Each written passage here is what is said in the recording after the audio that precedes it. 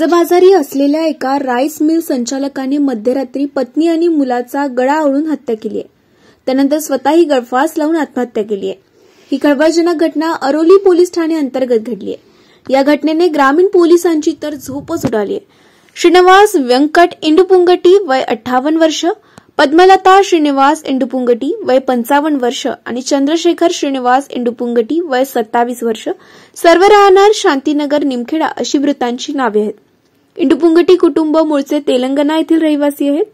काही वर्षांपूर्वी संपूर्ण कुटुंब अरोलीच्या निमखेडा परिसरात राहायला आले. बुधवारी रात्री 8 वाजताच्या सुमारास सर्वांनी एकत्र जेवण केले. त्यानंतर श्रीनिवास आणि पद्मलता त्यांच्या खोलीत झोपायला गेले. नंतर घरचे सकाळी उठवायला गेले असता त्यांना दुसऱ्या खोलीत श्रीनिवास गळफास लावलेल्या स्थितीत दिसला आणि पद्मलता बेडवर निपचित पडून होती. नंतर घरच्यांनी शेजारच्यांसह पोलिसांना घटनेची माहिती दिली. घटनेची माहिती मिळताच अरोली पोलीस स्टेशनचे पोलीस अधीक्षक हर्ष पोद्दार ही घटनास्थळी दाखल झाले.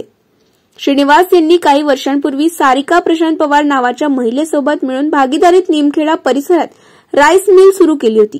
त्यासाठी त्यांनी जवळपास 15 कोटी रुपयांचे कर्ज घेतले होते.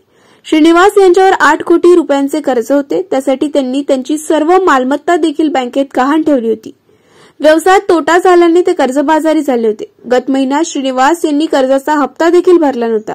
कर्जाच्या तणावातून श्रीनिवासने पत्नी आणि मुलाचा खून केला आणि स्वतःही गळफास लावला असं सांगण्यात येत आहे. राष्ट्रनिर्माण न्यूज करता रामटेकवरून राकेश मर्जिवे यांची रिपोर्ट.